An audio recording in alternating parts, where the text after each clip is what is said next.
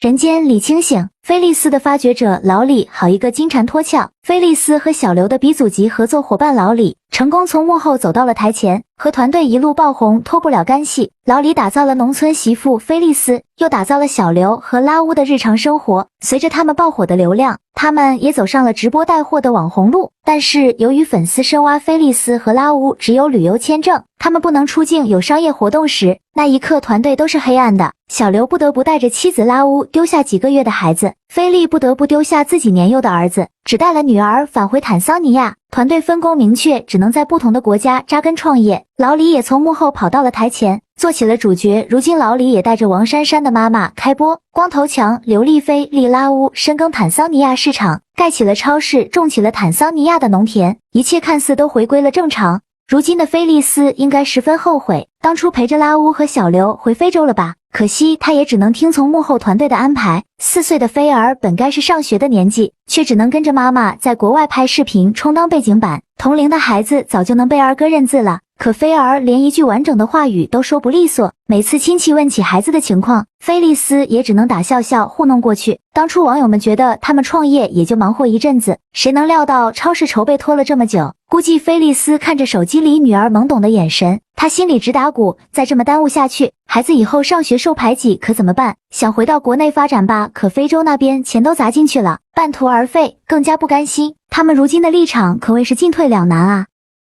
老李的网红路该何去何从？老李昨天这一场闹剧引起了网友的抵制。还记得初看老李拍菲利斯的视频，感觉小伙子挺踏实肯干的，要是他的婚姻顺利些，现在应该过着另一种生活。自从去年非洲探亲之旅半途而返，老李的生活轨迹就悄然地发生了改变。前期的揭秘对老李的人设影响很大，近段时间他在试图重启自媒体之路，但时过境迁，从头再来谈何容易呀？昨天又在小刘家门口上演了一场闹剧，他以后的自媒体之路几乎很难再火。网友奉劝老李放下恩怨，从头再来。虽然前几年的辛苦付出心有不甘，但总要面对现实，机会就像流星一闪而过。在老李身上用婚姻不是儿戏，这句话显得那么的贴切。如果他对婚姻慎重些，人生的路走得也容易些。菲利斯忙活了大半年的超市或许要黄了。根据网友推测，团队开超市或许是为了视频素材，网友们纷纷建议菲利斯尽快回国发展。最近老李隔三差五就去杜宾家里叙旧，或许是为了菲利斯回国发展提前部署。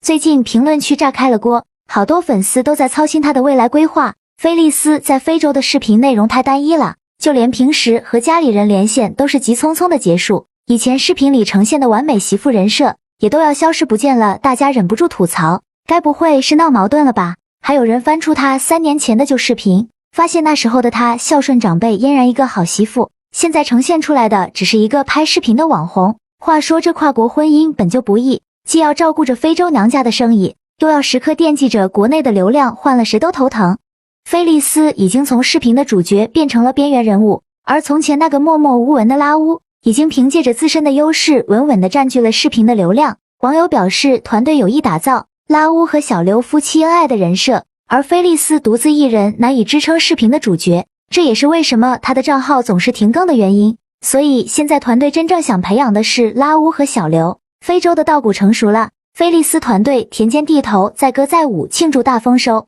又是一年的丰收季节，菲利斯带着全家一起下地劳作。摄影师和小刘为了减少劳作的疲惫感，特意带着非洲家人一起唱起了歌谣，就连菲利斯的妈妈说起中国话也是有模有样的。人多力量大，有了中国女婿团队的加入，非洲娘家人在当地的影响力也是数1数2的。菲利斯团队非洲超市计划泡汤，小刘在线征求网友建议。菲利斯和小刘当初选择回非洲创业，开超市的计划估计要暂停了。如今超市的房子经过半年的时间终于完工了，但菲利斯这段时间外出考察市场，报价单直接让他们的超市计划泡汤。原来超市供货商给价太高，导致没有找到货源，从中国进口周期太长，费用又高。小刘也和摄影师商量着能否转型为餐馆或者宴会厅，但团队之前已经在当地修建投资了一家餐饮住宿一体的酒店了，如果再开，对于当地市场来说有些饱和了，毕竟地点在位于菲利斯娘家的一个村镇里。